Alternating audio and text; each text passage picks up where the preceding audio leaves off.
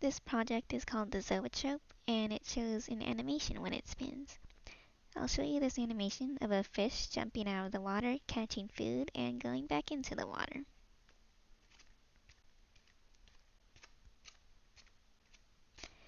So when I was spinning it, you could see that animation going on, but when it's still, you can see that there are actually 7 separate frames of animation cards.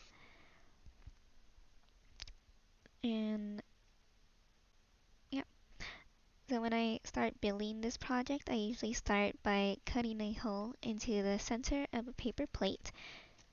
And we need to make sure that the hole is big enough to push the ball bearing through, but not too big, because if the hole is too big, the ball bearing will just fall through instead of staying in place.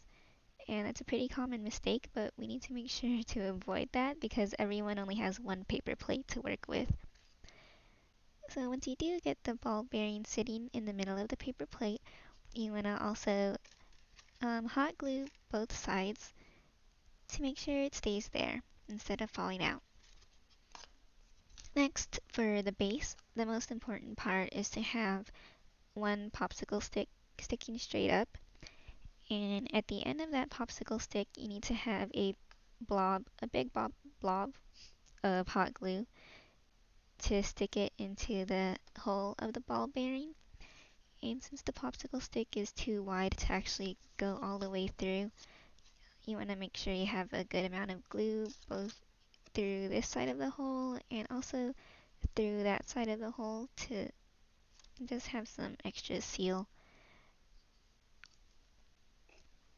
And when you're working with a new ball bearing, you will probably need to spin it quite a bit before it gets loose enough to spin fast enough and be able to see your animation. So don't get frustrated if it's spinning too slow at first.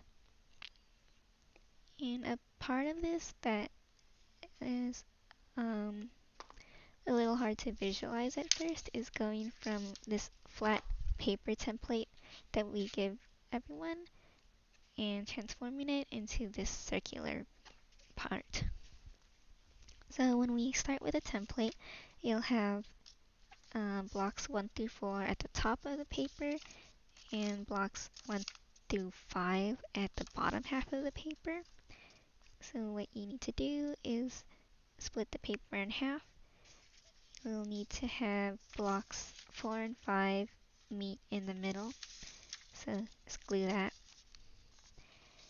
And after that, you'll have one half of block 1 at one end and the other half of block 1 at the other end.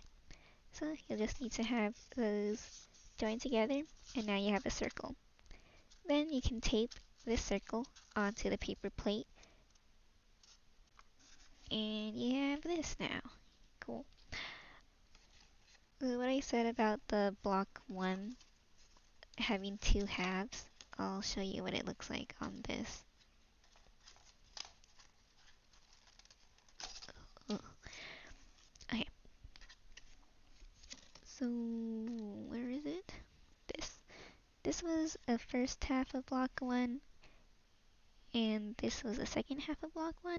We actually don't need this slit in the middle, but I accidentally drew it there. I mean, it doesn't really hurt, but it's gonna be covered by this card anyway, so like whatever. And block 1 ends up being a little bigger than all of the other blocks, but that's okay too. We can still see the animation.